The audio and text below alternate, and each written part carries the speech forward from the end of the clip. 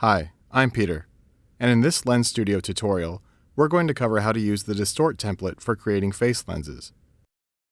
The Distort template allows you to create face lenses that stretch, liquify, and duplicate facial features. The template contains a few pre-configured effects which you can edit or delete. In this video, we'll show you how to modify the template's included effects as well as how to create additional effects. To get started, open Lens Studio and select the Distort template to create a new project. When the project opens, you should see that the template's distortion effects are being applied to the face in the preview panel. The head has been reshaped into a smaller, rounder form, the eyes are bulging for a cartoonish look, and the mouth is now comically large. You can see the dramatic difference created by these effects by toggling the object named Distortion Effects in the Objects panel. The three face effects used in the Distort template are Face Stretch, which is used to reshape the face, Face Liquify, which is used to bulge and pucker facial features, and Face Inset, which is used to duplicate parts of the face. Let's start by playing with the Face Liquify effect. I'm going to disable the two other effects, Face Stretch and Face Inset, so that we can clearly see what Face Liquify is doing. The Distort template includes a Face Liquify effect applied directly to the eyes. You can find it in the Objects panel under the Distortion Effects object. Select the Face Liquify object. Notice that the scene view now changes to a 2D face effect editor. The included Face Liquify effect has two liquify points pinned to the eyes. You can change the position of these points by dragging them around in the scene view.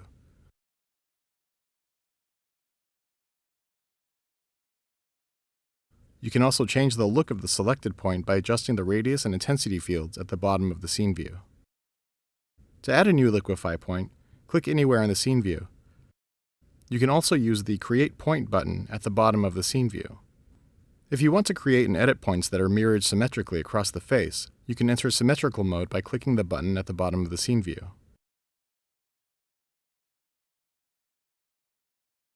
Let's move on to the Face Stretch effect.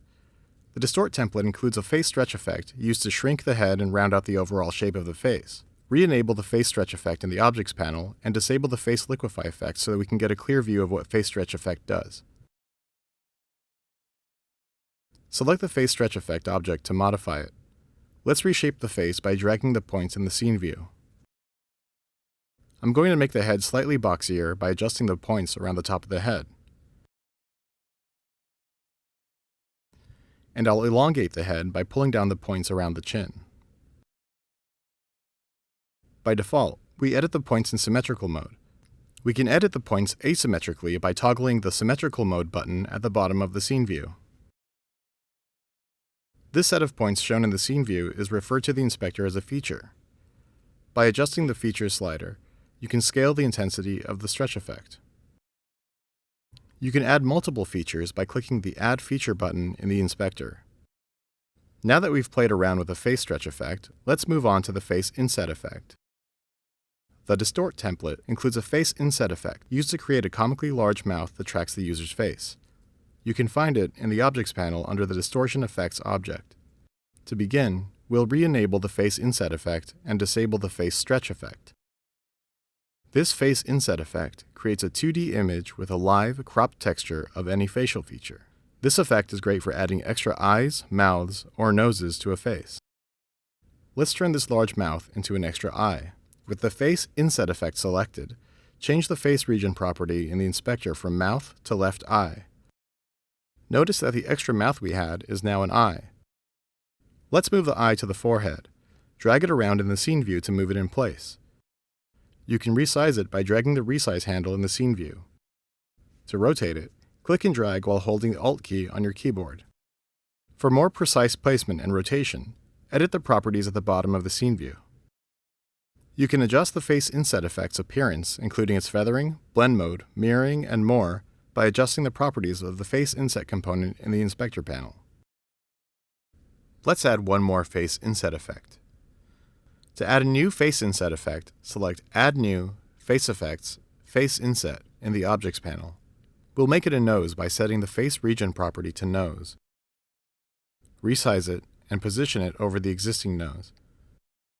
Finally, let's re-enable our other effects, Face Liquify and Face Stretch, to see all of the distortion effects combined. With everything turned back on, let's preview the lens in Snapchat.